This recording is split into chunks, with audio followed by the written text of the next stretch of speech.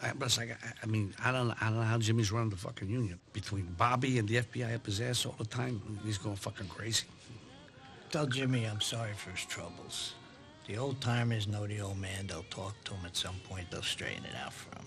Yeah, but he can't understand, and I gotta be honest with you, I don't understand either. How you could help get those two fucking Kennedy pricks elected in the first place? It don't make no sense to him, that's for sure. He doesn't have to understand everything. You know what I'm talking about. Sometimes it's better. Listen, when I see him like that, I don't, I'm trying to, I feel bad. I want to help him in some way, and I Listen, he's too emotional. Like some guy who's always rushing all over the place, and they miss the big picture. Like Cuba. Getting us back into casinos. Getting us back into Havana.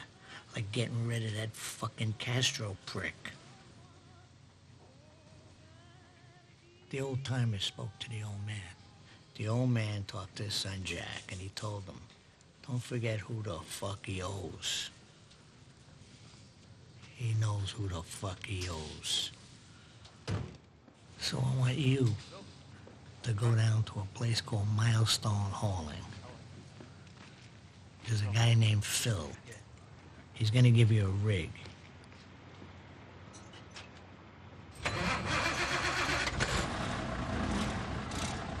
You drive the rig down to Baltimore, to a concrete plant. It's on Eastern Avenue. It's the only one on the street. You can't miss it.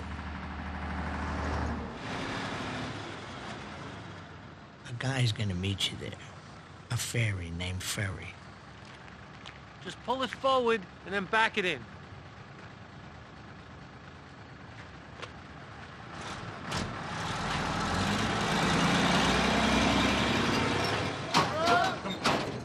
Let's go! All right, got it.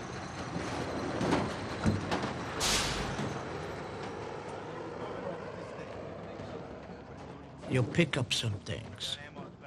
I'll give you some paperwork in case you get stopped.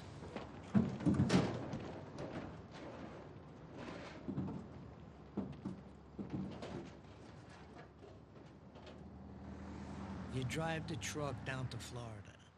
A dog track outside Jacksonville. As the 40s began, Luciano had already achieved significant influence, even from behind bars. Through Frank Costello, he had penetrated Tammany Hall, contributing indirectly to the election of a president. Despite this political maneuvering, his ties to the underworld alienated him from the establishment and aristocracy, particularly Franklin D. Roosevelt, who viewed Luciano as an unwelcome interloper in political circles. Luciano's reach extended to notorious figures such as Dutch Schultz, who came under intense scrutiny. Schultz's desire to eliminate Tom Dewey, a threat to their operations, reflected a sentiment Luciano himself would express decades later. In the 60s, Luciano acknowledged that both Anastasia and Schultz were correct in their aggressive stance against Dewey. However, at the time, Luciano's judgment was clouded by his circumstances. Imprisoned in 1936 on prostitution charges, his strategic focus was elsewhere. Despite his incarceration, Luciano's influence was far-reaching. He managed to establish a rapport with J. Edgar Hoover by offering up information on rivals like Lepke Buchalter. This connection illustrated Luciano's ability to infiltrate and manipulate even the Federal Bureau of Investigation, FBI, from his cell. In the early 40s, this relationship between Hoover and Luciano's associate Frank Costello was solidified. They often met secretly in a secluded area of a Manhattan park, underscoring the covert nature of their interactions. This clandestine relationship was later revealed by Time magazine in 1977, which reported on the accounts of agents who, though kept at a distance, were aware of these private meetings between Hoover and Costello. During the Prohibition era and into the 30s, Meyer Lansky identified Vito Genovese's potential as a key asset in the underworld. Lansky saw in Genovese not just a formidable enforcer, likening him to a pit bull for his ability to get things done, but also a strategic partner with whom he could merge some of his operations. By aligning with Genovese's crew, Lansky aimed to safeguard his interests and ensure his future prosperity, especially considering the uncertainties surrounding key figures like Frank Costello and Charles Lucky Luciano. What many may not realize about Vito Genovese is his extensive connections within the American criminal landscape. Genovese was intricately linked to numerous crime families, spanning states such as Louisiana, New York, New Jersey, Philadelphia, Ohio, Chicago, and Pennsylvania, among others. Although the Genovese crime family was relatively small when Vito initially joined, he significantly expanded its reach and influence by integrating over 70 crime families into its network. When Tommy Eboli was promoted in the Luciano family because of Vito Genovese, it bridged his crew with the team from down south, which was part of Marcello's outfit. Carlos Marcello's family members became intricately connected with members of Eboli's crew, establishing significant ties in the narcotics trade. This strategic expansion not only amplified the family's power, but also transformed it into a formidable force within organized crime. Luciano once made a bold statement, declaring Meyer Lansky and Vito Genovese the toughest individuals he had encountered in his lifetime. This comparison included formidable figures such as Albert Anastasia and various other Brooklyn criminals. Luciano reminisced about Lansky's early days, describing him as both sadistic and psychotic. Lansky, a key player in a transportation group known for bug and lagging operations, reportedly eliminated more hijackers than anyone else Luciano knew. Lansky earned a reputation for ruthlessness. Anyone crossing paths with his operations or challenging his authority risked lethal retaliation. Similarly, Luciano held Vito Genovese in high regard, characterizing him as one of the most formidable and ruthless figures within the criminal underworld. Unlike Anastasia, whose mad and erratic behavior made him predictable, Genovese was seen as cunning, manipulative, and dangerously patient. Luciano likened him to a snake in the grass, emphasizing his strategic patience and memory akin to an elephant's. Genovese was portrayed as a calculated predator, biding his time before striking decisively. Far from being a weak link, Genovese was a significant threat, carefully laying the groundwork for his criminal enterprises, including the lucrative narcotics trade. During his incarceration, Charles Lucky, Luciano was desperate to regain his freedom, facing over 10 years in harsh prison conditions. To achieve his release, Luciano and his associates were willing to go to extraordinary lengths, including orchestrating acts that appeared as sabotage, such as burning down a naval ship, and eliminating potential informants like Abe Reles. They even managed to corrupt the FBI, trading valuable assets such as Lepka Buchalter. Through these actions, the organized crime network Luciano had established worked tirelessly to secure his release. Finally, in 1946, after serving 10 years, Luciano was freed and allowed to return to America, his home country. However, Luciano soon realized that times were changing, and his control over the criminal underworld was slipping. When America refused to allow him back due to his criminal history, Luciano cleverly moved to Cuba. In October 1946, he traveled to Havana, Cuba, and in December of that same year, he orchestrated a significant meeting with the most influential figures in organized crime, including Carlos Marcello, Carlo Gambino, Tony Accardi, Joe Adonis, and Russell Bufalino.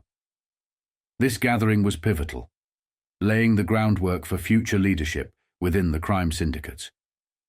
Russell Bufalino and Carlo Gambino in particular played crucial roles in reshaping the organized crime landscape. Gambino was instrumental in the elimination of Albert Anastasia, aiding Vito Genovese's rise to power. Within a decade, these figures would dominate the organized crime scene established during the Havana meeting. By the summer of 1947, Luciano was deported from Cuba. He left Frank Costello in charge, with Vito Genovese, Joe Adonis, and others providing support. By 1951, the landscape of organized crime was changing rapidly, with new figures emerging and older ones facing legal challenges. Costello, becoming increasingly vulnerable, faced his own downfall. The deportation of key figures such as Joe Adonis and the assassination of Albert Anastasia, marked significant turning points. Following Anastasia's death, the Appalachian Meeting was convened, signaling a new era in organized crime leadership and strategy. In the swirling tumult of the 1950s, a remarkable narrative unfolded, featuring two brothers who would ascend to the zenith of American espionage and power.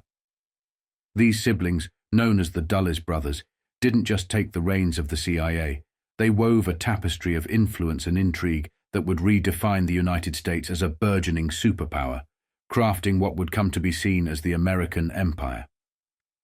With a Machiavellian flair, they harnessed their clandestine connections to the murky underworld of organized crime, transforming these alliances into the bedrock of America's global dominance.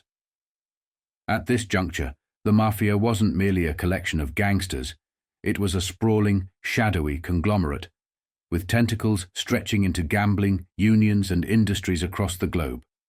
Its reach extended into every corner of society, from the bustling markets of Iran to the political turmoil of Guatemala, from the vibrant streets of South America to the beaches of the Bahamas, and most notably, into the heart of Cuba under the gaze of Batista.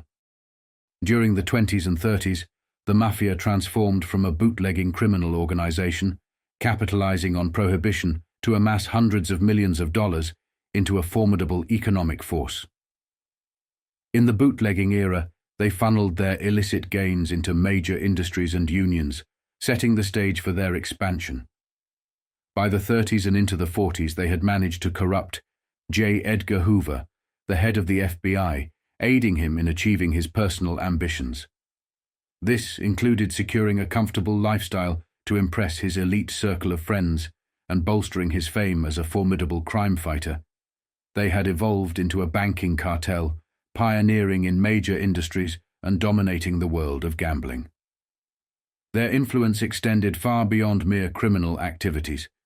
They had infiltrated the FBI, played pivotal roles in electing multiple senators, advanced higher judges within the judiciary, and even contributed to the election of a president. Additionally, they were instrumental in elevating Harry S. Truman to the vice presidency, a man known for his connections to the Mafia, despite Lucky Luciano's exile. As the 50s dawned, the Mafia's reach was no longer confined to the United States. They wielded power over South America, the Bahamas, Cuba, and even extended their influence to the Middle East and Europe, impacting major cities like London, Paris, and Madrid. Their control was so extensive that it's rumored they even had a communist-controlled country under their sway. By this time, the Mafia was not merely a criminal syndicate. It had become a major global force. The appointment of the Dulles brothers to head the CIA in the 50s marked another pivotal moment. Their leadership allowed for renewed connections to the underworld of organized crime, with plans to leverage these connections for their own strategic ends. This period illustrated the Mafia's transformation from a national criminal enterprise to a global powerhouse, intertwined with political, economic, and intelligence sectors worldwide. The Mafia, resembling a Leviathan banking cartel and a formidable lobbying powerhouse, dictated terms in Washington while flexing its muscles on the streets, orchestrating the symphony of corruption that enveloped America.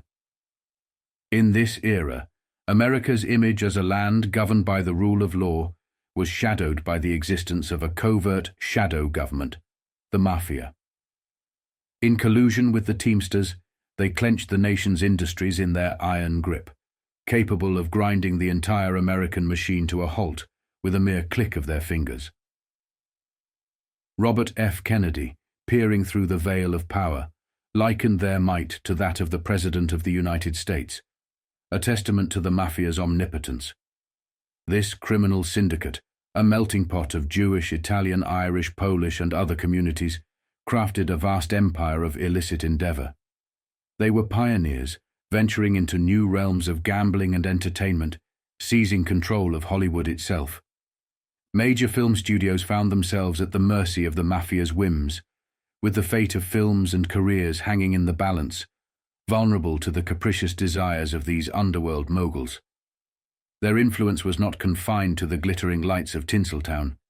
It permeated every facet of American society and reached into the corridors of power, enlisting the CIA, FBI, IRS, and other agencies in their schemes. In secluded woodland conclaves, this secretive cabal plotted the ascent of their chosen leaders, their power so vast they could contemplate the overthrow of foreign governments or even manipulate the outcome of presidential elections, favoring candidates like Kennedy over Nixon or Eisenhower. Amid the jungles and turmoil, the Mafia armed insurgent groups, betting that these rebels, once victorious, would ensure a favorable climate for their criminal enterprises. Fabled figures like David Ferry, Jack Ruby, Russell Bufalino, Carlos Marcello, the Genovese family, Santo Traficante, and Carlo Gambino orchestrated this grand chess game, moving weapons across the nation under the guise of forged documents and clandestine operations, all to fuel the ambitions of figures like Castro. Santo Traficante. Junior's life was a high-stakes gamble with fate, marked by narrow escapes and bold maneuvers. Arrested by Fidel Castro's regime, Traficante's existence teetered on the edge of demise. In an unexpected twist, Castro allowed him to attend his daughter's wedding, a brief respite before he found himself behind bars once again. With his family safely out of Cuba, Traficante orchestrated a daring escape with the aid of the Mafia. Jack Ruby, a name later shrouded in infamy, played a pivotal role, facilitating bribes to Castro's officials that secured Traficante's freedom. Now, with liberty regained, he set his sights on reclaiming his lost empire. By 1951, the passing of Traficante's father signaled a new era for the Mafia, one that would soon see it thrust into the limelight. The next 6 years witnessed the Mafia's influence burgeon, only to face a significant setback in 1959 with the loss of Cuba, a blow that landed squarely on Traficante and Meyer Lansky, who were among the few who had taken Richard Nixon's advice and initially supported Castro. The simultaneous battles against organized crime and communism collided in Cuba, presenting various challenges for Meyer Lansky, the Traficante crime family, and some of its members. One individual linked to Traficante, John Martino, encountered particularly dire circumstances. Martino, who eventually confessed to 3 individuals his involvement in the JFK assassination, initially drew the FBI's attention in the 30s for his activities in Atlantic City as a gambler, bootlegger, extortionist, and potential kidnapper. By 1935, he had relocated to Miami, immersing himself in the gambling scene there. His association with Traficante deepened, and by the mid-50s he was providing gambling and security equipment to Havana's casinos. Martino was adept at rigging roulette wheels to stop on command and had devised communication equipment to relay horse race results to gamblers ahead of the official channels. After Fidel Castro's rise to power in January 1959, Martino traveled to Havana and made several trips back to Miami over the following 6 months. He later admitted to smuggling money out of Cuba. On July 23rd, Martino and his 12-year-old son, Edward, were arrested in Havana for illegal entry into the country. He faced additional charges for attempting to smuggle Cuban counter-revolutionaries out of the country. A Cuban doctor who treated him informed the FBI of Martino's close ties not only to Traficante, but also to high-ranking officials of the Batista government, including former Senator Rolando Masferrer. Martino had even offered the doctor a position as the house physician in a brothel he planned to open. His trial did not commence until December 1959. Traficante, meanwhile, had reportedly established connections with members of the Cuban Revolutionary Army, potentially including individuals such as Frank Sturgis and the American adventurer William Morgan. On June 9th, Traficante was arrested. However, due to his prominence and wealth, he was detained at Trescornia, a facility for immigrants rather than in a conventional prison. There he was permitted to have his own food and wine while negotiating his release. One of his fellow detainees was Loran Hall, marking the start of a sporadic partnership that would last for at least 2 decades. During his imprisonment, Traficante received a visit from Jack Ruby. In the mid-50s, Ruby was managing the Vegas Club, which he had established with his partner Joe Bonds, who was now incarcerated on sodomy and white slave trading charges.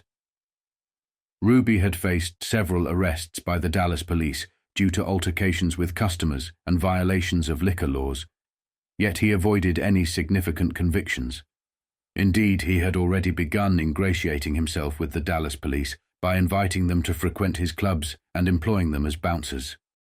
By the late 50s, living paycheck to paycheck, Ruby secured several loans ranging from $1,000 to $3,000, using his cars as collateral, which he repaid over time.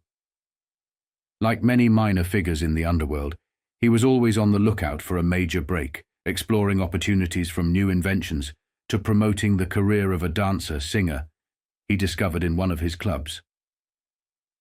In early 1959, he attempted to enter the Cuban arms market. Around this time, Robert Ray McKeown was awaiting sentencing in Houston for engaging in arms deals and plotting invasions of Cuba in 1958. To occupy his time, he operated a drive-in in Seabrook, supported financially by his friend and co-conspirator, Prio. Shortly after Castro's rise to power, a local deputy sheriff informed McKeown that someone was desperately trying to reach him through the sheriff's office regarding a matter of life or death. Approximately an hour after McKeown provided his contact information to the sheriff, he received a call from a man in Dallas, identifying himself as Rubinstein. This man expressed his desire to assist in freeing 3 individuals detained by Fidel Castro, offering $5,000 for each person's release.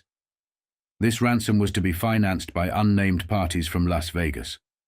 McKeown requested the money up front, and Rubinstein agreed to follow up. However, Rubinstein never made the call back. Several weeks later, a man McKeown believed to be Ruby arrived at the drive-in, presenting a somewhat altered proposal. He offered to sell a significant quantity of Jeeps in Shreveport, Louisiana, to Castro. In exchange, McKeown was to receive a letter of introduction to Castro for $5,000.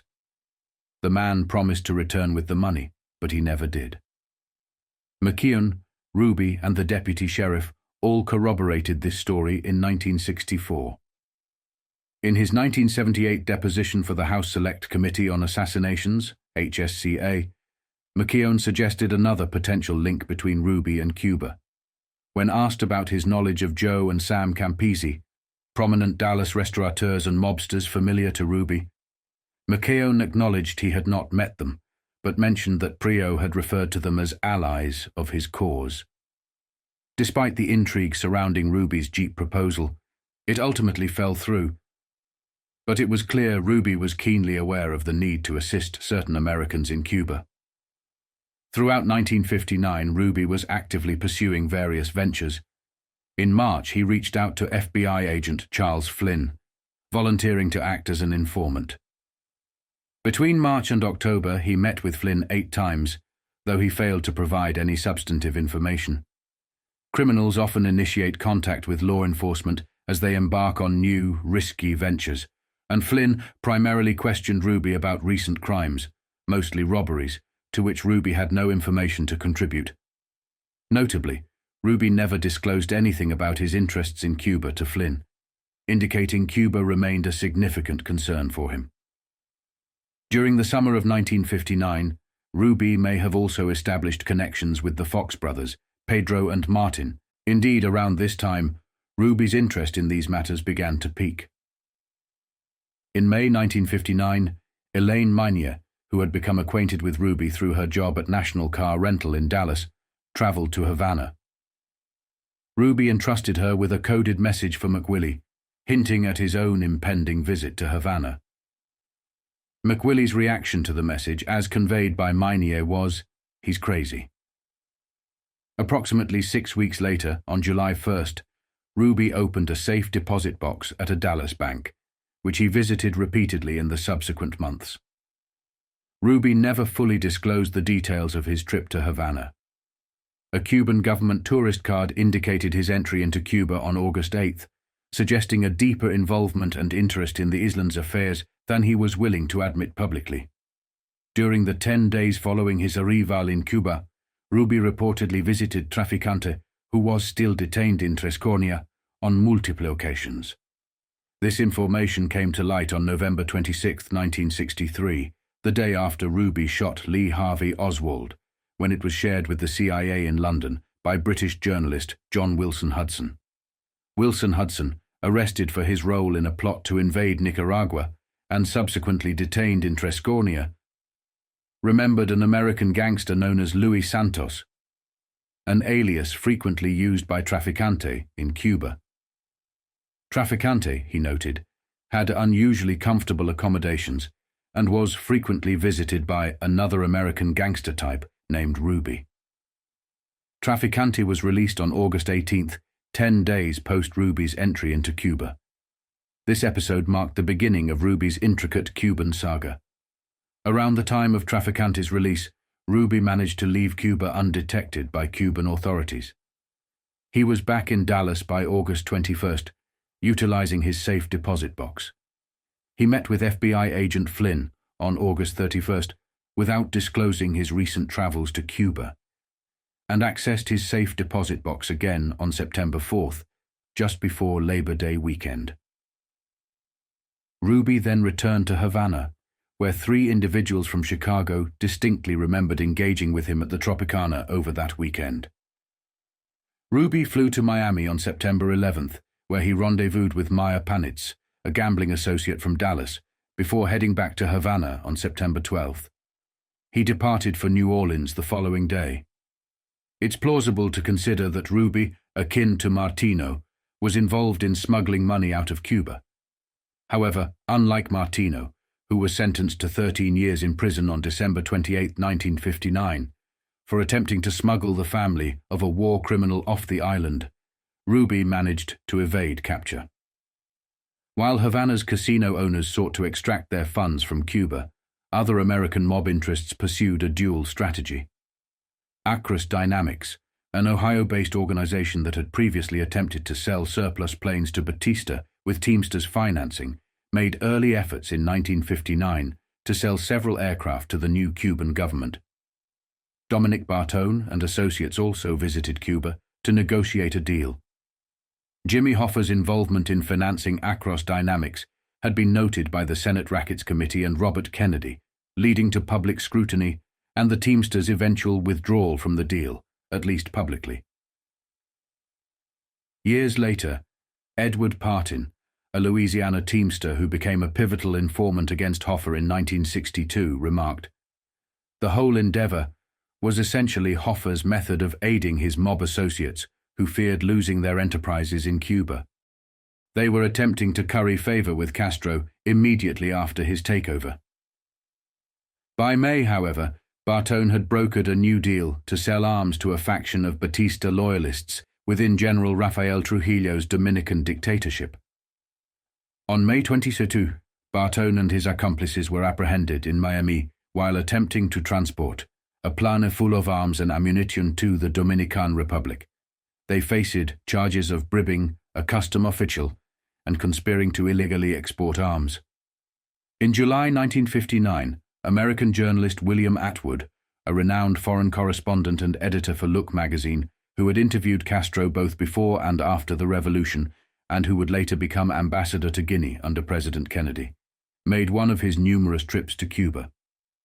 At a party in a lavish Havana home, Atwood encountered several Americans openly discussing Castro's impending assassination. "In fact," he recounted, "I was introduced to 2 supposed assassins selected for the task, which truly astounded me." He also learned from Julio Lobo, a multimillionaire banker and sugar magnate, that a contract had been placed on Castro, prophesying that Castro would not survive the year. Other guests suggested the loquacious Americans were CIA operatives. Atwood had likely stumbled upon an emerging conspiracy involving mobsters, Batista loyalists in the Dominican Republic, and the American William Morgan, who had fought for Castro but was now acting as a double or triple agent. By May 1959, Bartone had reached out to Morgan, learning about a Trujillo-endorsed plot to depose Castro. On July 30th, an informant disclosed to the FBI in Havana that he had witnessed the Dominican consul general handing Morgan $200,000 in Bartone's presence, with rumors suggesting Morgan was plotting Castro's assassination alongside a planned invasion from the Dominican Republic. In 1978, Edward Browder, a former arms trader and convicted securities fraudster, relayed a nearly identical account to HSCA investigators, adding that the assassination was planned to occur at Cojimar, one of Castro's favored retreats, and that CIA agents had directly provided Morgan with the weapons for the assassination. Browder claimed that Morgan betrayed his collaborators, handing over the weapons and money to Castro instead. In Washington, FBI headquarters was alerted to the impending invasion in early May by several sources, including General Manuel Benitez, a former Cuban legislator and head of the National Police, and lobbyist Irving Davidson. Later, on June 30th, Davidson met with FBI Assistant Director August Belmont on behalf of Julio Lobo, attempting to gain official U.S. support for another group of conservative exiles, the Crusade of Revolutionaries Against Communism, CRAC. Davidson warned that without U.S. support, Lobo and the Crusade of Revolutionaries Against Communism, CRAC, would be compelled to join the impending invasion from the Dominican Republic. However, on August 13th, the attempt to invade Cuba from the Dominican Republic ended in a catastrophic failure. This was largely due to William Morgan and Castro's associate, Eloy Gutierrez Menoyo, who acted as double agents, exposing the plan and resulting in the arrest of several thousand Cubans poised to support the invading force. This marked the first significant failed attempt to overthrow Fidel Castro. Morgan, whose background included both mental illness and criminal activity, continued to play both sides until his arrest by Cuban police in November 1959 for organizing guerrilla resistance against Castro. He was executed in 1960. The U.S. government was slow to respond to Castro's rise to power. Following the revolutionary regime's execution of numerous Batista supporters, CIA Director Dulles alerted the National Security Council on February 12th, highlighting Castro's ambitions to ignite revolutions across Latin America. However, during Castro's visit to the U.S. in April, Vice President Nixon met with him and determined that the U.S. had no alternative but to attempt to steer Castro in a favorable direction, recognizing him as a natural leader of men. Concerns grew with the massive May Day celebrations and the announcement of the Agrarian Reform Law on May 17th, which threatened American sugar interests. By June, the State Department was warning Latin American missions about a potential invasion of Cuba by pro-Batista forces from the Dominican Republic. Despite these diplomatic maneuvers, American intelligence in Cuba adopted a more concerned stance toward the Castro regime, especially in light of the Agrarian Reform Law and the rising influence of Raúl Castro and Che Guevara. This led to the formation of an organized opposition within Cuba, comprising guerrilla war veterans from the Sierra Maestra, like Huber Matos, Humberto Sorimarin, and Manuel Artime, as well as members of the Auténtico Party like Prio and Varona. The CIA kept in touch with this opposition through Bernard Barker, a former intelligence operative for Batista, and later one of the Watergate burglars. In September, Artime proposed that the opposition might rebel to trigger U.S. intervention. However, within a month, Matos was arrested, and Artime had fled the country. Undeterred, the same men who had navigated the turbulent waters of international intrigue resumed their clandestine operations just 3 years later. This time, their efforts were directed at arming Cuban exiles, trained on land owned by Carlos Marcello. The mission was to supply these exiles with the weapons needed to challenge Castro's regime. The operations were a mix of audacity and subterfuge, with arms both pilfered and purchased in a complex scheme to overturn the new Cuban government. This episode of history was vividly captured in the movie The Irishman, where Russell Bufalino, with a whisper of conspiracy, instructs Frank Sheeran to secure a truck for a critical delivery. The the scene unfolds with Sheeran driving to milestone hauling, a moment that encapsulates the shadowy nexus of organized crime and political upheaval. This is what Frank had to say about that delivery. We drove the milestone hauling truck to Baltimore and pulled into the Campbell plant. I've been down there lately to find it, and it's got a new name, Bonzel. It's more built up with a few more buildings, but the old stone buildings are still there. In 1961, when we drove in, it had a little landing strip. The landing strip had a small plane on it, and Carlos Marcello's pilot, who I had just met at the Gold Coast, Dave Ferry, got out of the plane and came over to my rig and directed us to back up next to some army trucks. We backed up, and all of a sudden this gang of soldiers came out of a building and began unloading military uniforms and weapons and ammunition from their army trucks and loading it all onto our truck. Dave Ferry told me that the war materiel being loaded was from the Maryland National Guard. He gave me paperwork on the load in case we got stopped. He told me to take it to the dog track in Orange Grove, Florida, outside of Jacksonville. He said I'd be met there by a guy with big ears named Hunt. We drove straight down Old Route 13. I used to drive coffee down to Florida for food fare and haul back oranges. I used to like to stop for those Lum's chili dogs. You didn't get them in the north. It took us about 21 hours to get there, and we turned the load over to Everett Howard Hunt and some anti-Castro Cubans. Jack Flynn stayed down in Florida to drive the rig back, and I flew back to Philly. Hunt later turned up on TV as the one in charge of the Watergate burglars, Everett Howard Hunt, but at that time he was connected to the CIA somehow. Hunt also got some kind of operation on his ears, because the next time I saw him his ears were closer to his head. I drove up to Kingston to give Russell a report on the matter, and he told me that something was going to be happening in Cuba, and that's why Jimmy called me to drive the truck down to Florida. He told me that Jimmy Hoffa was keeping an open mind about the Kennedys. Jimmy was cooperating in this out of respect for Sam Giancana and out of respect for Russell and because it would be good for everybody's sake to take back Cuba from the communists, even if it would turn out to be good for the Kennedys. Then the next thing I heard on television that April was that President Kennedy had loused up the Bay of Pigs invasion against Castro. At the last minute, Kennedy decided not to send American air cover for the infantry in the amphibious landing. I would have thought John F. Kennedy would have known better than that from having been in the war. You cannot have a landing invasion force without air support. The anti-Castro Cubans who invaded didn't even have ships offshore to shell the land above the beachhead. The invasion forces were sitting ducks on that beach. The ones that weren't killed outright were captured by the communists, and who knows what happened to a lot of those guys. These Kennedys could louse up a one-car funeral, I thought. I flew down to the Gold Coast with Russell to meet with Santo Traficante and some of the people. I never heard anything said by any of the people, including Russell, about any plot they had with the Kennedy government to assassinate Castro with poison or a bullet, but some of that came out about 10 years later in the newspapers. They used to say the alleged mob only whacked their own.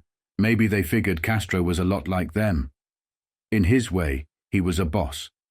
Castro had a crew, and he had a territory, and he violated his territory, and he came into their territory and took over their valuable property and kicked them out.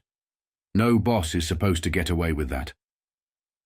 I can tell you that some of the different people at Joe Sonkin's viewed Old Man Kennedy as one of their own, and in a way they no doubt viewed his sons Jack and Bobby as part of his crew. In the twilight of the 50s, a clandestine pact was forged among the most influential figures in the underworld, marking a pivotal moment in American political history. These power brokers decided to throw their support behind John F. Kennedy in the upcoming presidential election, under one critical condition. Kennedy would endorse the Bay of Pigs invasion, a covert operation aimed at overthrowing Fidel Castro's regime in Cuba. This agreement mirrored the assurances they sought from Richard Nixon, who, already holding office, had promised similar support against communism, especially in Cuba. Kennedy's campaign strategy was nuanced and shrewd. He positioned himself to the right of Nixon on issues of communism, articulating a stance against Castro that resonated deeply with anti-communist sentiments in the United States. This approach served as a subtle signal to the Mafia, a dog whistle indicating his willingness to align with their interests against Castro. This tactic was not without precedent.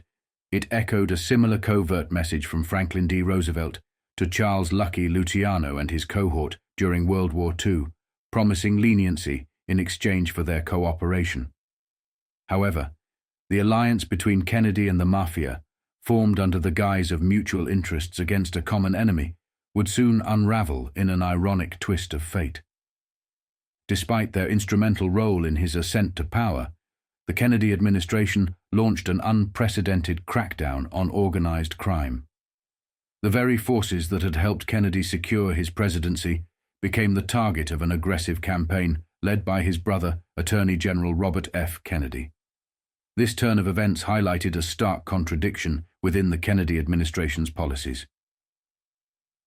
While the Mafia had anticipated a tacit understanding that would allow them to operate with a degree of impunity, especially in their endeavors against Castro, they found themselves ensnared in a domestic war against organized crime.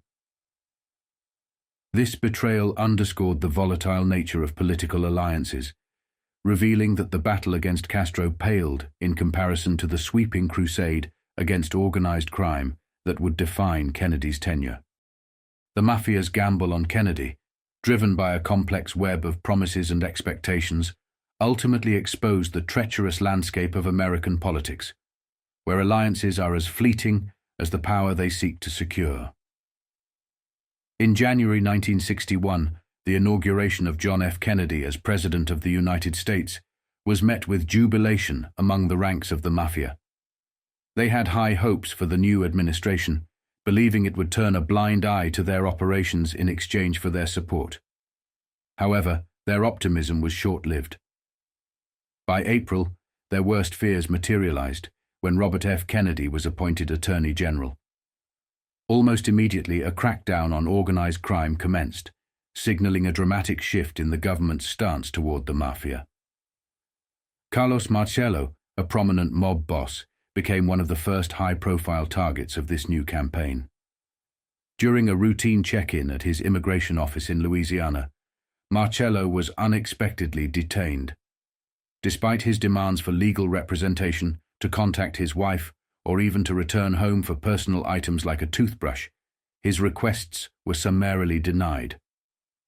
Instead, he was forcibly placed into a van, escorted by a heavily armored contingent to an airstrip, and deported to Guatemala with nothing but the clothes on his back and empty pockets.